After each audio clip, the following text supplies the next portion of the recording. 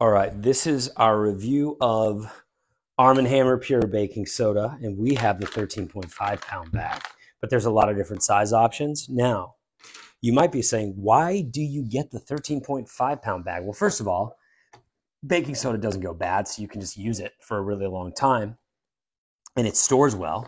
You know, basic things everyone uses it for, pots and pans.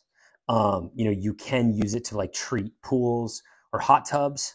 But a big reason why we have the 13.5 pound bag is we live in the Pacific Northwest, and it's the easiest way to clean your roof. So we go up there, sprinkle baking soda on the roof, and it sits there, and then the next time it rains, it just cleans the roof. So it's an easy way to do things like that.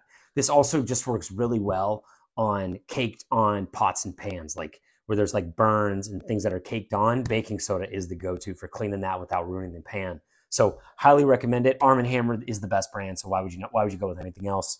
Give it a shot. I think you're going to like it.